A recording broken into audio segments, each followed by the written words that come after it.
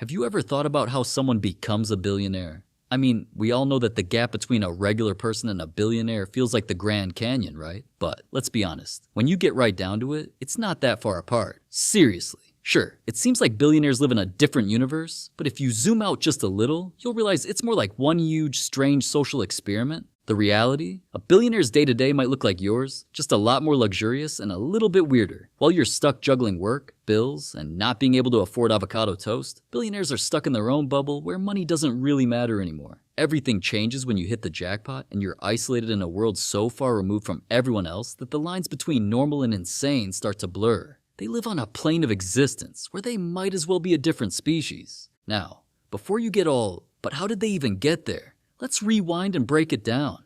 Ever had that genius thought like, what if 1 million people gave me just $1 each? Easy, right? It doesn't take much to get the wheels turning. Most of us just chuckle at our brilliance and get back to work, but some people actually went ahead and did it. They invented what we call a business. Take Reed Hastings and Mark Randolph, two guys who thought, what if I could get people to pay me $16 a month just to send them a DVD of Shrek 2? Fast forward to today. That little idea turned into Netflix. Boom. $1 billion empire? Or consider Elon Musk, who said, what if I charge you $8,000 and pretend to give you a self-driving car every year for the next 10 years? Guess who's now the richest guy on the planet? And Mark Zuckerberg? His pitch was simple. Let me collect all of your personal information in exchange for this app that makes you feel good about liking photos. And of course, everyone just handed it over. Cash money. Now, here's an interesting nugget for you. When someone says they're a billionaire, they're one of only 800 people in the United States who can make that claim. 800? That's fewer people than your average high school graduating class. On the other hand, if someone says they're a millionaire, they probably just own a house and a car.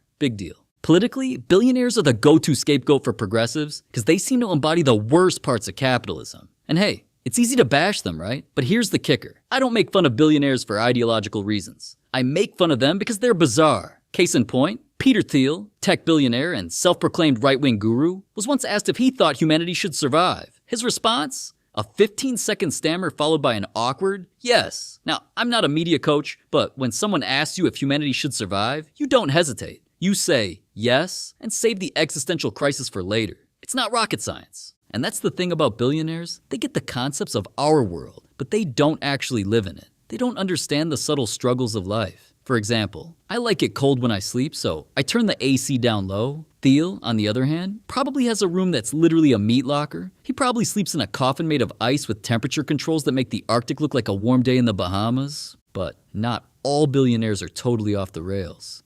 Take Warren Buffett. He's a real outlier in the billionaire world. Instead of floating in some mega yacht and trying to buy half the world, Buffett lives in the same house he bought in 1958, and he's promised to donate his entire fortune to charity. I mean, this guy isn't throwing money at ridiculous projects, he's just chillin'. Most billionaires, though, their existence is the stuff of legends and nightmares. Picture this. They sit around buying more land than they can even visit, sipping very expensive drinks, petting their exotic animals, and complaining about how everyone below them is just trying to survive. But don't get it twisted. This isn't how companies are actually run. This is how Mr. Beast comes up with new challenges. Now, let's tackle a huge elephant in the room. Should billionaires even exist? The whole idea of extreme wealth inequality is one of the most debated topics in today's world. People love to argue about taxing the ultra-wealthy. After all, it's their money that could help fund public services and social programs. But here's the thing. Even if you taxed every billionaire's asset, liquidated all their stocks and properties, and managed to get full market value for it, you'd end up with about $6.22 trillion, which sounds like a lot until you realize it only covers 11 months of the US government spending. Oh, and everyone in the country would only get about $18,000. Not exactly a game changer. In fact, if you think about it, the average inheritance in the US is around $46,000. So, if you're really looking for a wealth boost, it might be better to just eat one of your parents instead. Just kidding. Sort of.